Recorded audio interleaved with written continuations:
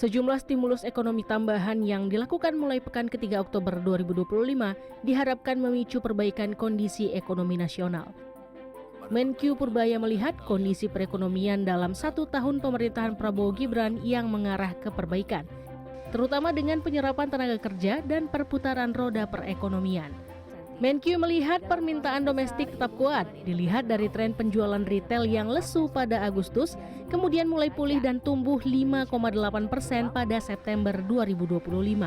Menurutnya, kebijakan injeksi dana ke sistem perbankan sebanyak 200 triliun rupiah telah membentuk permintaan di masyarakat.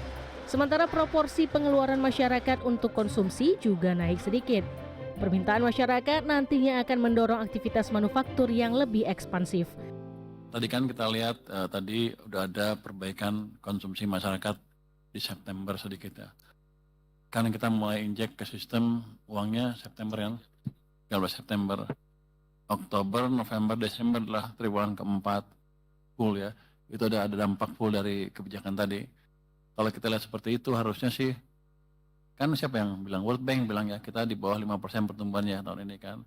Hitungan kita triwulan keempat akan lebih cepat dibanding sebelumnya.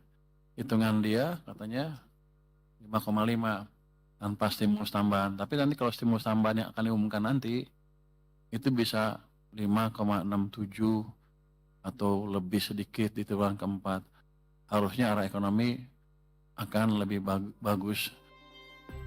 Center of Economic and Law Studies Selios menilai sejumlah kebijakan populis Menkyu Purbaya termasuk penolakan teks amnesti dan wacana tidak menaikkan pajak pertambahan nilai atau PPN di tahun depan disambut baik publik.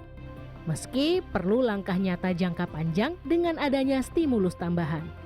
Kendala juga berasal dari sejumlah menteri yang dinilai tidak kompeten dalam menyerap anggaran, sehingga perlu langkah taktis dalam 3 bulan terakhir tahun ini untuk mengejar pertumbuhan ekonomi di atas 5%.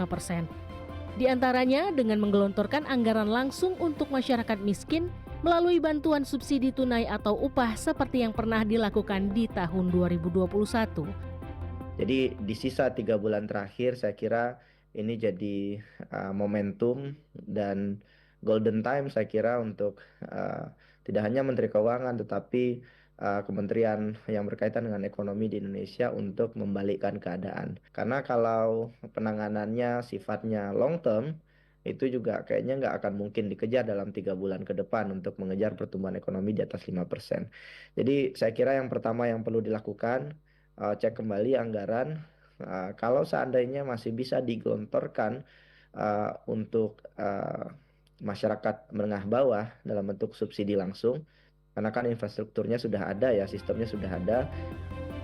Pemerintah juga perlu terobosan untuk meningkatkan penerimaan negara di sisa waktu 3 bulan ke depan, serta melibatkan swasta secara signifikan untuk membuka lapangan kerja yang inklusif. Desi Aritonang, Warsa, Jakarta.